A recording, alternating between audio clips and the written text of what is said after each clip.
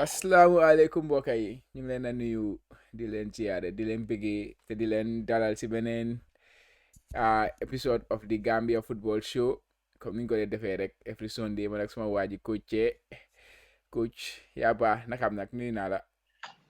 Chama fay naa la delloo ziar leen si wàccuwaay bu baax a baax di nuyu suñu audience yi di leen ne welcome to yet another episode of the Gambia Football Show brought to you by the Jollof Football Bantaba di leen ne dal leen ak jaama. Yeah, nice suma waa ji tey moom dafa mel ni Banjul neexut de nu mu fa demee. Foog dañ ma dóor ma nooy. Man United lu xew boy. waaye léegi benn problème lañ am bu ñu amuñ coach boy mooy suñu problème boy. waaye yaa ngi affaire bi léegi tamit soo amee place yi daf dee war a mun a dox di. waaye am place yi nga seen quota su métier gars yi dañu si génne waaye amuñ système amuñ identité amuñ pattern amuñ dara caama. waaw Oli man moom xam nga man moom mooy loolu man maa ngi si beneen side rate bi so Oli nu fa gën a yàggee rek moom a gën a man kay ma koo ñaanal lu ma wax ne Oli baaxul justify nga ko léegi ni xam nga ne baaxul boy ma boy style la boy bàyyi loolu boy waaye naka la tey moom ñu ngi am ay interesting topics to discuss. Of course, the Gambia squad have the training camp in Abu Dhabi, which will be the last training camp for the national team before we embark on the African Cup of Nations, which is our maiden competition, like international competition. This is the first ever, big international competition that the national squad will be representing the Gambia on. So this is huge, right? So campaign is very, very important, coach. Wow, Chama, li nga wax moom yaakaar naa dama si yokkaat dara waaye dafa important trop moo tax that being the case Tom dañ ko ni doon mu ñëw wax ak media bi. Yes, because man personally mënuma recall when was the last time ma gis Tom wax ak media bi.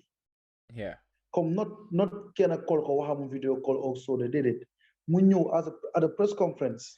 Yeah, media outlets yëpp mu toog gars yi di ko post questions muy answer questions yi comme ni ko gars yi defee rek press conference post game dafa mel ni loolu nag Gambian si moom generally, so I will not blame Tom because Tom as a European coach or something like that xam nga moom xëj na he is used to those kind of things. So I will blame more on our FA and the Gambia Football Federation. Nah guy they task pour mu def things like this. Because if they don't ask him to do it, he don't need to do it, right? Wow, xam nga Thiam loolu tamit lu am solo nga wax foofu noonu. Man dama dafa am lu ma de jaaxal. Football authorities in the country, let's say like the football association, the federation la bëgg a wax ñoom dañ overprotect Tom. I don't know why. Dégg naa si yenn journalist ñu ngi wax ne ñoom su ko interview Tom dañ dee jaar through the federation first ñu jëleen approval pour interview Tom, which I think should not be the way. Should not be the way, absolutely not. Because they are freelancers. Yeah. They are just doing their job. Their job is to give information. And how best can you give information? Yeah, if you don't information. Exactly. If you are being protected from giving interviews and things like that, I think Tom should be a responsible person, and he should be the muna handle things. I think this is even part of management, right? For you face the media, and then it's part of management. It's part of management because media you cannot if you don't attend to the media, then what type of manager are you? Because that is what you are there for at the end of the day. You are there for your team.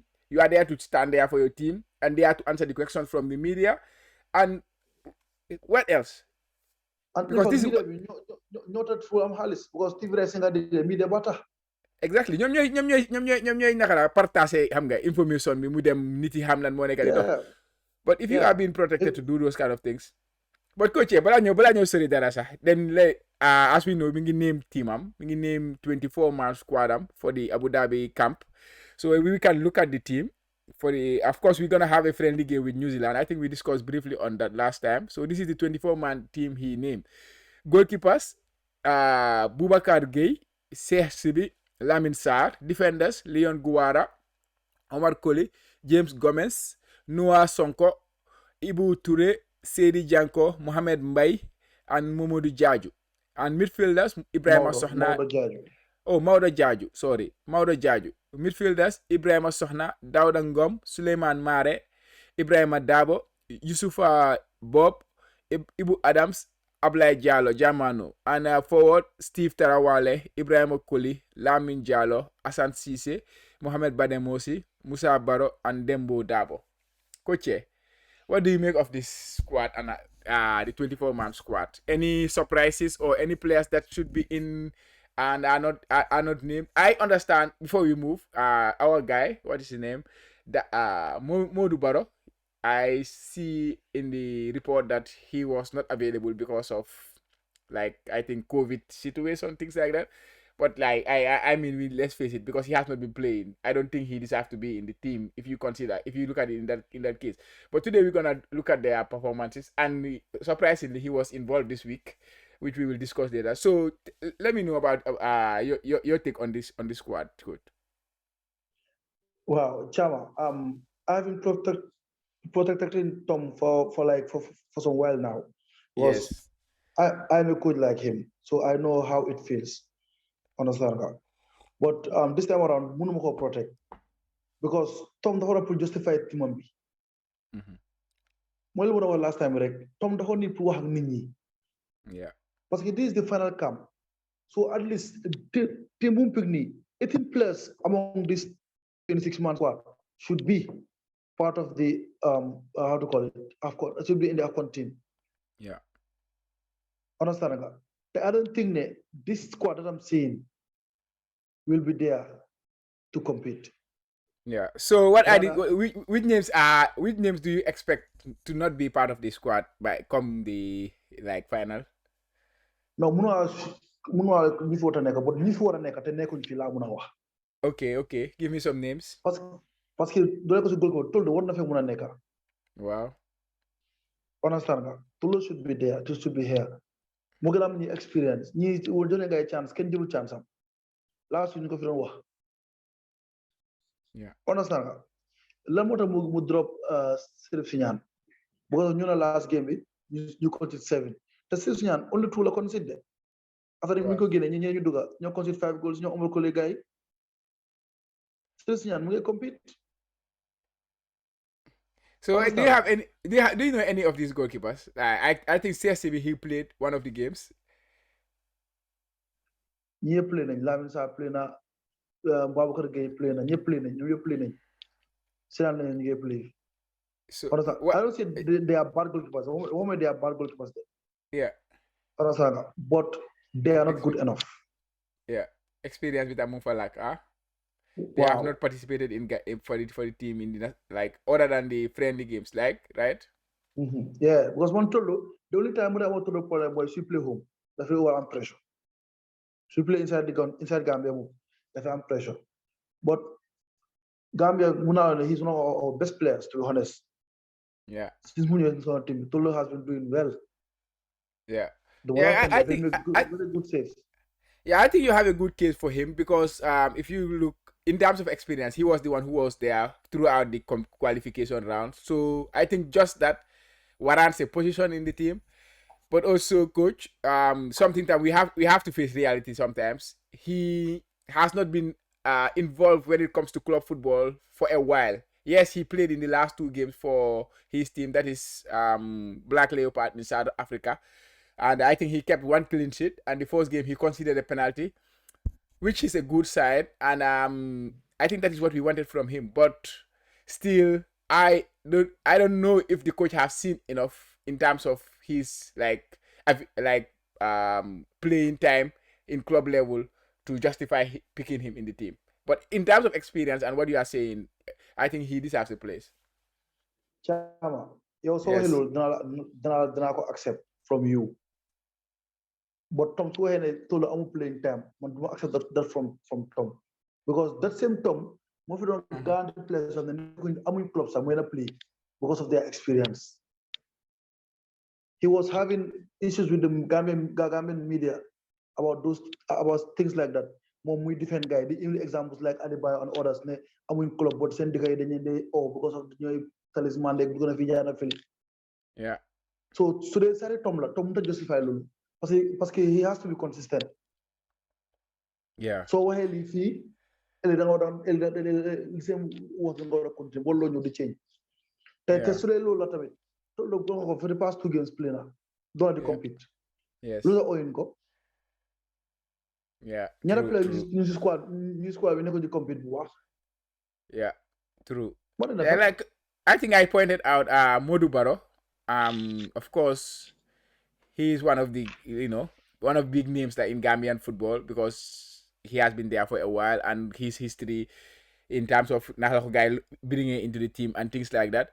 But I think before he came to the previous camp, he was not competing at all because he was not playing for his club. But he came. This time he was not in the team. But the reason given was because of COVID reasons. They did not say because he's not available, but because of COVID reasons, that's why he was not in the team. Even though I think every week we come here, we say he's not even in the squad to play. And so if it was not for COVID, according to the report from the GFF, then he should have been in the squad. So he's not dropped because of lack of performance, like you say. Yeah. So yeah, I think and the other fact that we don't have a recognized number one goalkeeper still means that spot should be open. Yeah, and I think we should get. I think those with the experience also deserve the chance. Chama, yes. Fine. In a team, then if you have competition, which is understandable. Okay, but when it comes to national team issue, si Lumaham, then they prepare a squad, a team, or so say an 11, that them Lulu. Yes. Due to the tournament, full guy compete. For example, so Dore Asan Sise, when your first game, a good game. Yeah. Nga génne ko nga indi Dembo Dabo score. Then your second game, nga tegaat Dembo Dabo on the bench nga indi Asan Sise because of his pedigree and how important he is in the national team. Mu ñëwaat amaat bad performance nga génne ko indi waat Dembo score. Then the third game, Dembo war a start. Absolutely true. Yeah. Goalkeeper time the same. The position is the same thing. You have to know that. It's part of the game. Yeah. Understand? But comme ñun xamuñ sax lan la ak naka la. Yeah, loolu mooy suñu problem right now, especially in the goalkeeping department. Then I like this question to the general public. Yes. Are we going there to participate or are we going there to compete? Yeah, that's a big question. Yeah, I think even this, despite the fact that this is the first time we qualify, I think Gambians Numel, I think we should be there to compete. We go anywhere we go, we try to compete, even though we don't succeed in our competitions. But I think generally Gambians like to compete, and I think we will not take anything as a country other than to compete in the competition, rather than just be there like an I don't like to call their name Arsenal. Just be a participant in the team in the competition. Chama, do you think we can compete with Daurangom in the team? Hang on. I don't like to call names. But come on, I have to do it this time around. Hanga. Because you must understand they am ayon Daurangom team. Fulan, ko am so trust bopam. Yeah, tell me a bit about that. Trust in ko. One thing about him, he's versatile. He's a utility player. But I'm more confident in bopam. Chama. I'm not going to play jail.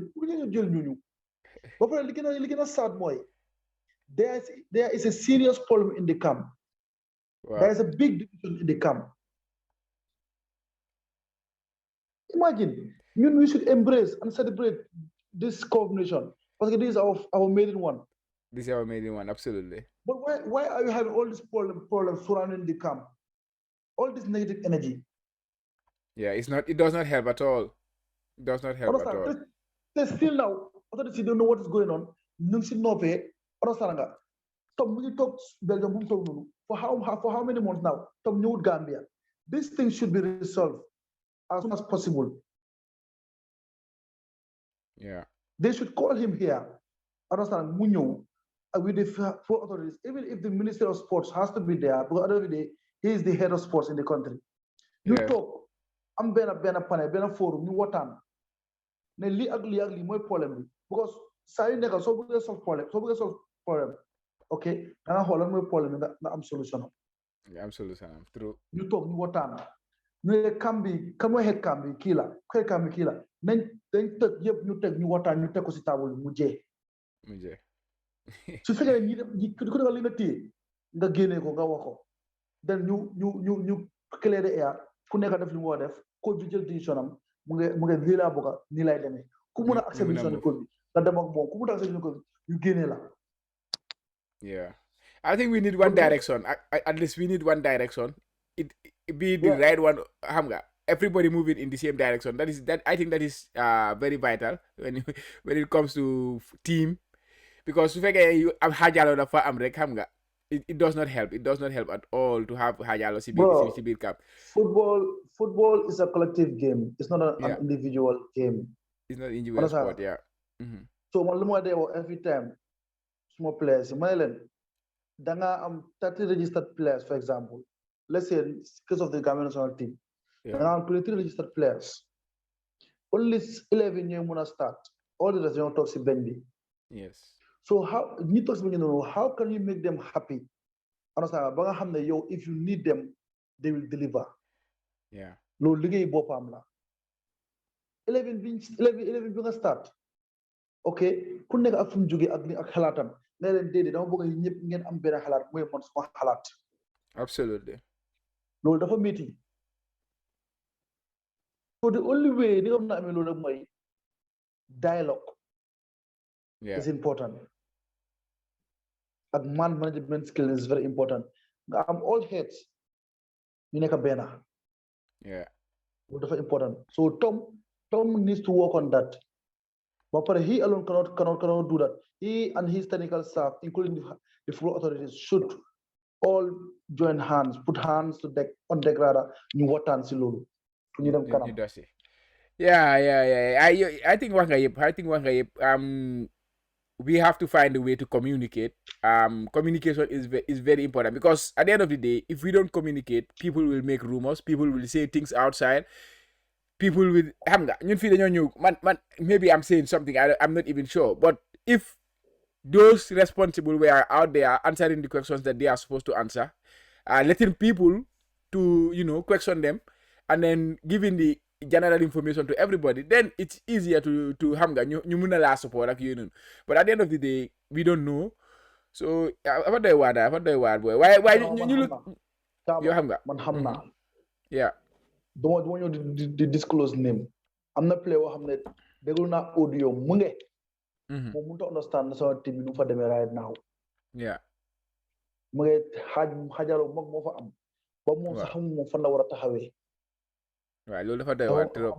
dafa am kam ñii di wax ak ñii duñu wax ak ñële. ñii naan ndóo yi dañ fa bu ko soxla ñu ngi play ñu ngi am xaalis dañu bëgg a jaay naka su dul noonu. yooyu noonu yëpp ñu fa am. waaw parce que yooyu moom dafa doy waar Gambia moom yooyu moom I don't know kañ la ñoo romb fa sa yooyu noonu xam nga xaw ma ban la ban wërsëg la. ku nekk sa wërsëg la exactly.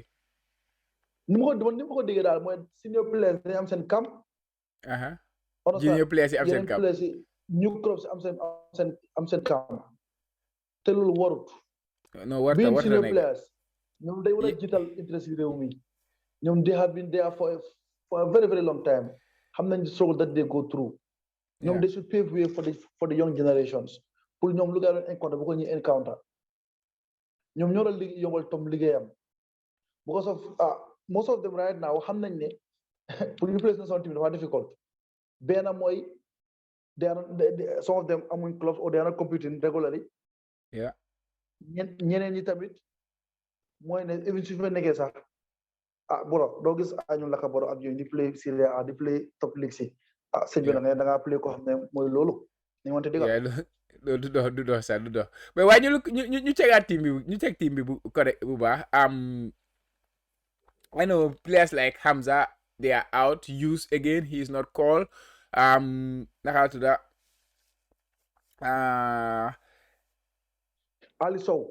Ali Sow, mom la doon wax si nii Ali Sow moom it he is doing well in his club, but ba léegi war a oyaatuñ ko. So what do you make of what do you think of those players there? Is there any chance for them to go? You think now? I think the chance for them is elapsed now, since they have not been called. moo tax ma ne la ñun dañoo spéculer rek Tom moo ñu wax ñu mu answer question si question yi ma laaj du man maa la ko war a mun a answer Tom moo la ko mun a answer lan moo tax kii ak kii jëluloo ko it has to be clear right now ñun amuñ number 10 recognize number 10 amuñ ko si squad bi because Hamza moo fa nekk Hamza dafa gaañu use can play number 10 in fact this is a number 10 because and he is doing well, right? Yeah, and he's scoring goals. So then you pull questions so they could pull like a Tom. Why Toldo? Why use? Why how to call it? Why the absence of Da? All those questions need to be asked. Because Da is the team captain. Yeah, and that is the team captain. Yeah, he hasn't been in the squad for the past 3 camps. Why? We need to know. No, actually, I think that one is obvious, right? I think in that case it's obvious because he's not playing, right? Or is he? Boy, Tom more than same Tom we follow play when they play. Mom information mom tactical ko muna jël rek ko la mo jël. So mo taw la mo mo ñu to ñu like descriptions. Dafa ne pour to. Well, how about Sona? Sona do Sona moment he already played for Fortune, but now what is his status in terms of team? Fortune. So I guess not play. Yeah. Okay. Yeah. Well, I think few months if you never continue, you speculate, right? Then you continue to speculate. Let's talk about the New Zealand game a little bit. The game in Abu Dhabi. Yeah, of course we're gonna play a decent team, 111 ranked in the global ranking, New Zealand. And they have one very good player we know, Chris Wood of Burnley. He is a very big striker, and he has a good pedigree in the Premier League. He scores every season at least 10 goals in the league, things like that. I think it's a good challenge for the team, right? Yeah, coming on last time, New Zealand, they are a decent team. Yeah. Understand? Muna, they are all in the same. We are all in the same bracket with them. Yeah. So I think it should be a very, very good test game, and I will have a very, very, very close look at that test game. Yeah. Understand? The way the team will be shaped. The way you defend, you attack it. Understand? The pattern of play, the style of play. The more I'm pull holko. Yeah. Pour muna hamda. Yaakaar dina am mission. Wow. Man dama ko stand as a coach, not as a fan, but as a coach. Pull ham. Because this is the final straw. Yeah, absolutely. So yeah. If Okay. The one No. After come, what do you think the coach will go with? Like in terms with the squad we have, what is your ideal play formation or style? What will you go with? Bro, lum doon def rek nañ compact. I don't like sitting deep. I don't like because man bugguma team nekk dima attack rek man munuma man personally man as a coach man munuma handle that pressure every time. Yeah. It do happen in game. So I'm more important. You have to go back, sit back and defend. It's normal. Yeah. But it shouldn't continue. Man I'm present time bu benn game bopam la. It demands a lot. Yeah. Dafa meeting. Man always let us be solid. Nañ compact midfield bi loo xam ne ñoo la si biir rek we have to be aggressive. Understand nga? Yes. You make sure ñu yaxa ko then you hit them on the counter parce que now feel the Gambian team is built that way. We are not built to press. Yeah. We are not built to defend to sit deep because we are not tactically disciplined to do that because defending deep aka parking the bus. It requires a lot of concentration and discipline. lot of tactical work. So I don't think we are ready for that. The easiest way that what we can play is let's stay close, let's compact. If you have the ball, we explode. Film. Yeah. You jail. So you see them scoring. You swat Harat. Simple. Yeah. Just like the way France won the World Cup. Yeah. So Lola dal. Come about Chris Wood. Bëgg naa gis trainer moom moo our colleague. Parce que waxoon naa ko last week. Our colleague dafa need to step up. Yeah, absolutely. Recently, his phones are below. Is below par. Yeah. Dafa need to step up. He's not. He needs to be aggressive. He's too soft. Given his height, his position, you understand, and also his responsibility. He needs to be hard. Yeah, I think that will be a good test for him. Yeah, Chris Wood is very physical. Chris Wood, imagine players you play. I know Lindelof. You play a team like United. Understand? Dafa dey bully. ñëpp Van Dijk sax léegi-léegi bu bully Van Dijk nga maa wul Lindelof. su ñëpp léegi gay bi. Like our colleague dafa ni up game bi ak mo partner. Dafa ni up game am bi. Yeah. So it's going to be interesting though. It's going to be a good test. Yeah, I'm looking forward to that game. Hopefully, we will see something positive from the team. Yeah. But yeah, I think we can move on to looking at the players' performance this week. Ndatu. Okay. You moved. But before you them, Mahdi Kamara, boy, last week we were talking about Mahdi Kamara.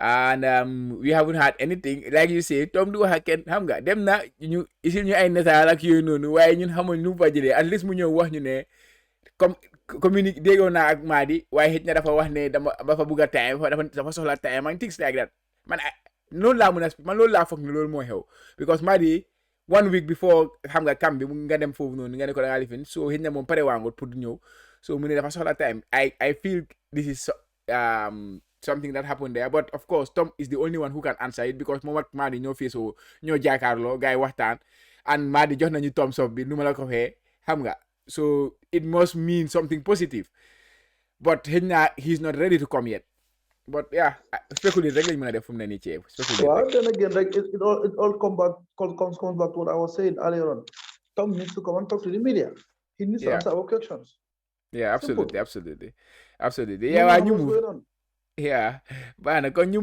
move si check boys yi naka la gaay def weekend bii nii because a lot of them were in action this weekend of course we have to start with the champion Dembo Dabo he is the Belarusian champion and they still have 2 games to play yesterday they played they played against Slush. They drew 1-1. Dembo played the whole 90 but unfortunately he did not have a goal in that game.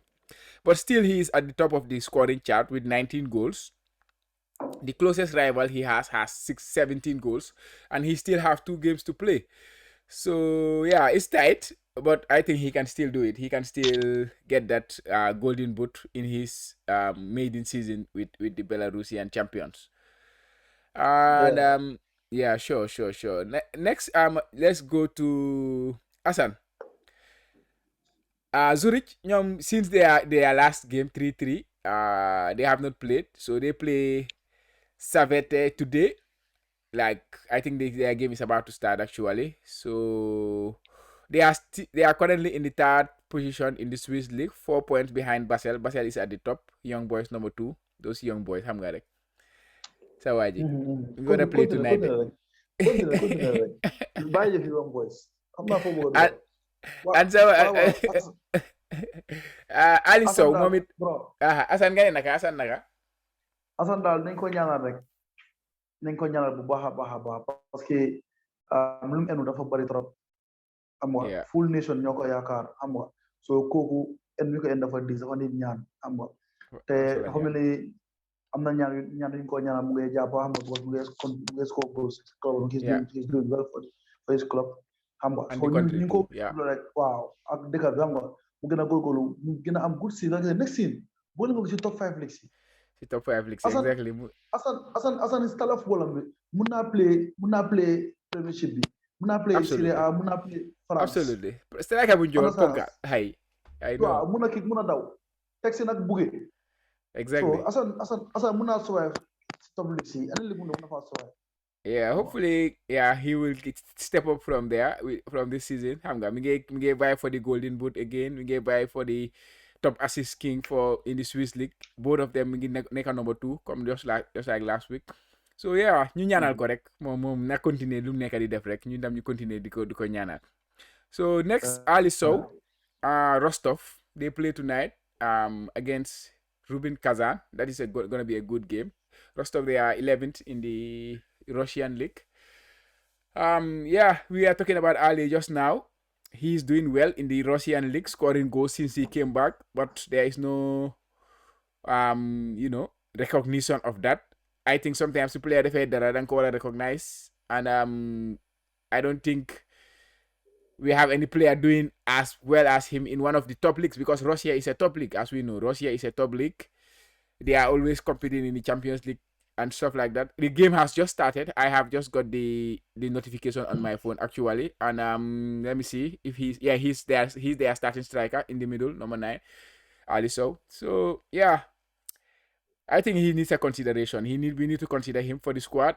He is one of the most experienced. I think you're working in the past. He's one of the most experienced strikers in the team, and he's playing. He's scoring goals. So I think that needs some recognition. Not strikers, players. More players in our team. You got to play with her. Exactly. Degulo. Also, ñom pull ñom amul kul ñu ko jitu squad. Degulo. Jitu se mëna fa jitu. Yeah, I think he deserves recognition. He truly deserves recognition. All right, yeah. You move next to Saboy, Ibrahim Adabo. We are chatting about him just now.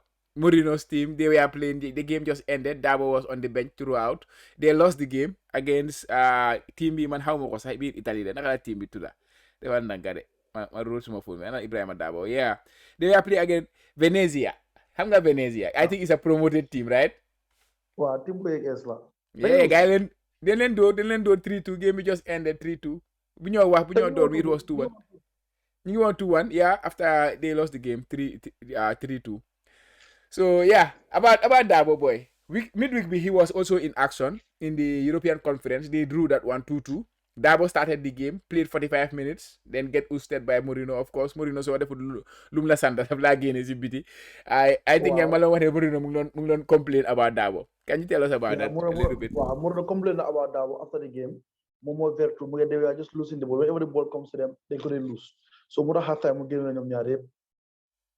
So loolu tamit another line lesson for Dabo mu try mu step up, because this high caliber coaches duñu jël preparating si nii understand nga duñu ko acceptal di jël nonsense ñu olé ko ñu mag la ñi dañ ole moo mën Mourinho de wax naa la loolu ole du moromi Mourinho wax naa la ma déglu lu ma la wax Chama Mourinho lu mu bon yàggul ma sax win na fa 3 trophies trophy am na benn trophy mooy yàggul fa am na benn trophy ole mu fa am 3.5 years ba léegi mënut a am dara. waaw baax na ñu dellu si Gambie bi balaa yóbbu rajo. Ibrahima Dabo daal na try mu work hard. yes na try mu jaamu Mourinho. yeah because match Mourinho yi lu ñoo def suñ la ko defee rek foo dem da ngaa survive. absolutely yeah. te Mourinho dafa bëgg a work ethic dafa bëgg a work hard. moo tax Mourinho like Africans yi ak Eastern European bloc players yi nii. because dafa gëm ne ñooñu seen background dafay métti so ñooñu they will give you everything that they have. Absolutely. So he needs to work hard. He needs to work harder. Yeah, talent is not enough. Talent alone is not enough. Working, you have to work a little bit harder. I think Jelona a very huge step. Them start 2 games in a row for Roma just before the international break. But I think after the international break, boom ñëwee Gambia ba delluwaat daal muna muta amas like muta am 2 games yu tegalante sax dafa start next game bi ñu bañ ko wala mu start game bi ñu bañ ko from half time. I think the chances are coming for him, but ñeko di jël chances. I think he need to work a little bit harder and then try to cement his place. He need to take that step further. Yeah. Especially the conference European Conference League bi nii. Yeah. Foofu la war a gën a capitalize. Foofu lañ koy jox mu start. Come on, last time I played am good game. Okay, Mourinho indi ko si weekend bi. so foo la war a jël chance am su performé foofu na mën a play Serie A bi su ñëwee Serie A mu performant wel understand nga nañ ko mën a may chance mu play Serie A bi so mu continuer noonu la war a def am nga dafa need pour consistent dafa need consistency absolutely te Conference Cup bi they are in a very tight rope right now because gaa ngi 7 points second position or 5 points something like that so they are not yet qualified for the next round so su gars yi toogee si competition boobu it's gonna be even harder for him to start to play in the team so he really noo ko waxee rek foofu la war a step up xam nga try make sure ne gaa ngi progress and moomu because you need to take the next step still you are in the breakthrough stage of your career so you need to make sure that next step where you are like you are a regular in the team then from there you can think about something else but yeah I have not been I've not been watching their games but I've not been impressed with seeing him getting substituted in 45 minutes and things like that I think that is not nice if you start the game and play only 45 minutes effectively why nga just like that but there's something wrong there's something wrong. Yeah, exactly. So if I can get injury, exactly. There's something wrong. When you move to the other Koli, Ibrahim Koli, he was in action. His team was in action, Spezia, on Friday, but unfortunately he was not involved. He was on the bench throughout too. They won the game 1-0. Having come back from injury recently, I was hoping that he will kick on from there, but unfortunately he was not on in the team that game. Wow, they played a very difficult game. The game was very difficult. So Torino, right? Wow, yeah, it was very difficult. Them either way, but football sometimes you guys to play, but I could win 3 points. Absolutely, yeah. Make. Yeah. Exactly te team am bi sax ñoom gaa ngi xala jege relegation beeg yooyu so léegi-léegi gaa yi ko dee xam nga foog gaa yi am pour result bi mu important trop ñu move to Belgium. Let's move to Belgium. Souleymane Mare, he plays for Ghent of course but he has not been involved a lot. They play tonight against Germanos Serie A. Mare is a key player in the team because last time when he came he was starting regularly. It seems coach Tom daf ko xala trust. Of course we know what he can do. He's a top player but fitness is an issue for him. It has been an issue for him for the past few months before the last camp. So we could even see that when he came to the team he was not fully fit when he was playing. But tonight gaa ngi war a play ak ñoom Jamano de. Good game la de. I think it's a good matchup. Li nga last time lu nga wax na ko fi last time. Yeah. Solmar is not fit. There's something wrong with Souleymane Mar. Yeah. Parce que duy daw lu bari si field bi mooy Mali Gambia ba pare tamit duy stretch so am na something is wrong somewhere so man I feel like xam nga he's a concern he's a big concern for the Gambia because he's one of our key players xam nga so loolu yëpp tamit we need to look at it xam nga it's very important because soo gisee tamit néew di play club tamit xam nga loolu tamit dafa say play part either moom injury boo xam ne wérut mu ko sorry play ak moom or fitut also waaye there is something wrong somewhere xam nga te dafa ne pour adjust loolu def loolu mu gën a gaaw solve problème boobu waaw xam nga rek tey moom it's going to be an important game xam nga for the Gambia and also for their clubs because seen league standings I don't think is good for them they need to improve and they can still improve so then she put a close attention and we'll see what the outcome will be. Yeah, true. I'm going to check the guys' lineup for the last 3 games, Ghent, and he was not in the lineup. He is in the squad. He is on the bench, but he has not played for the last 3 games. And yeah, so look, send league standing. I will just looking for you. Ghent, they are 8th position, and Serie A they are 16th position, just 1 position of the relegation. Yeah. So that shows you everything. Yeah. Okay. Ñu dem next to Barrow. Modou Barrow. I think talk nañ wax ne non balaa ñoo dem si Barrow sax ñu wax Hughes because he was in action on Friday too. But ñu ngi leen dóor yu métti nag 5-2 leen dóor.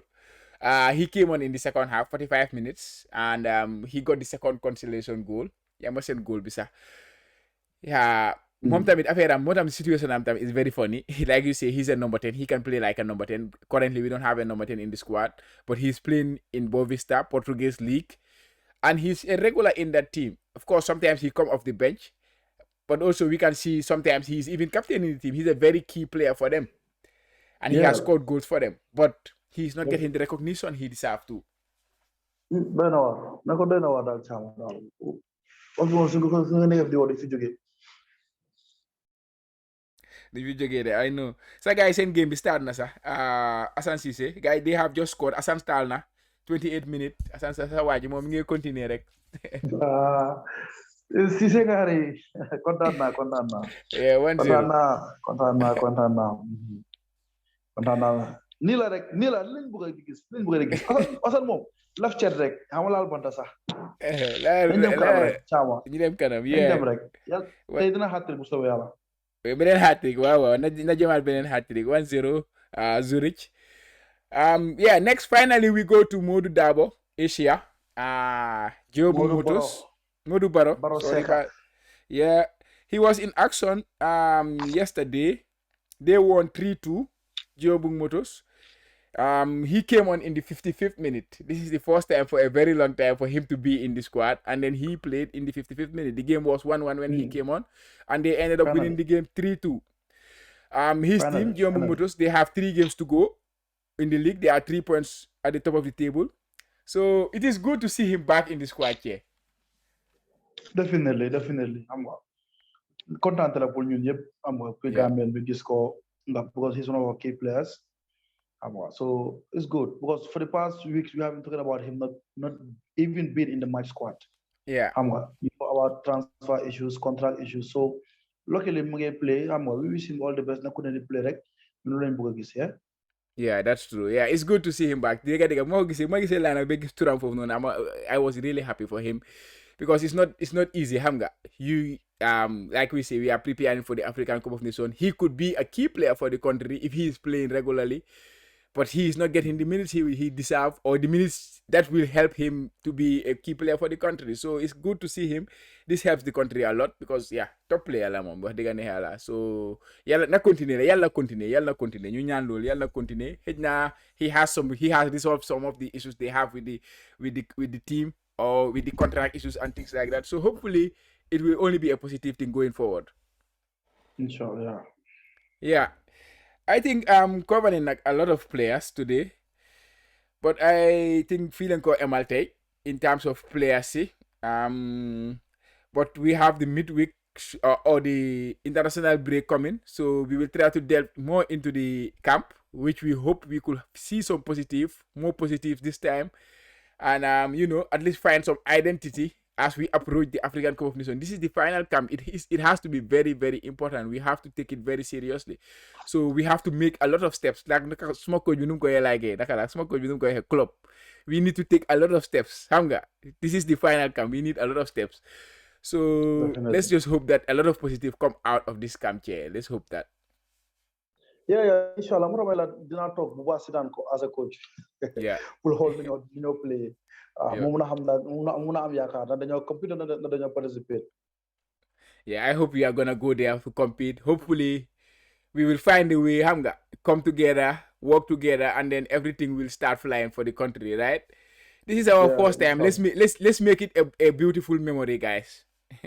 Yeah, man lu laaj bro nañ gëna suñu groupe rek man lu la laajte waaw ñu compete buñu mel ni Manchester United nañ dem compete Chama waaw ma bala ñëw tagato rek mo bëgg may ci audience ne ñu ngi try pour indi leen mo Gambian football activities comme like ci show bi bëgg nañu introduce ko ñu nañ countdown bi dinañ doon indi Gambian si know your player xam indi la player bu nekk profile ko absolutely yeah waaw mi ngi waxoon that ak tamit nañ boo tamit di indil Gambia Football Show extra exactly waaw yoo xam ne daal mën nañ koo discourse sañ na benn 10-15 minutes because xam nga bu ñu dugal ci show bi xam nga pour every time nit ñi dugal déglu ay 1 hour programme bi dafa meet ak nit parce que mu ne am léegi la ñu indi extra 10 minutes discourse about a particular issue or particular thing, then both of you work on that. So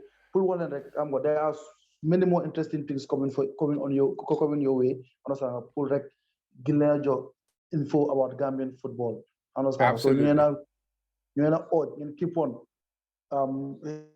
subscribing su dee bokk subscribe loo nga hit the notification bell su dee yaa ngi fa xam nga après ngeen a comment seen comment dafa important. comments is ñu very mun a xam important, yeah. ñu xam ne ñu Comments ngi yi liggéey likes yi.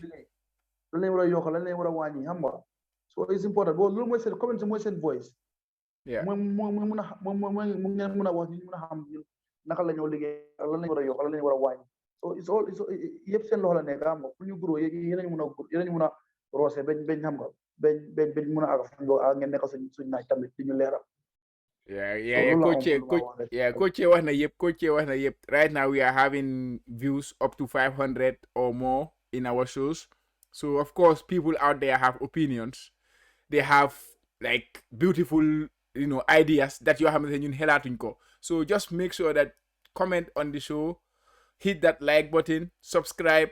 This is the way you can help us grow. Coach wax na yëpp waaye tey nag I think fii leen ko emal so di leen waxaale rek ba beneen yoon xëj na during the international break we will have a more in-depth show about the Gambian about the team, about the camp and things like that. So just watch out for those things, and like Coach said, there are some little extras coming. We will try to profile the players like Coach said. So we will do all those things. All those things are on the pipeline. So just consider helping by subscribing to the channel. But yeah, so on behalf of Coach and myself, I would like to say have a beautiful day, have a beautiful evening. Man mo mang si guddi bi xam nga maa ngi waaj a tëddi nii. So Coach bi déggoo nañ. Ciao, good luck.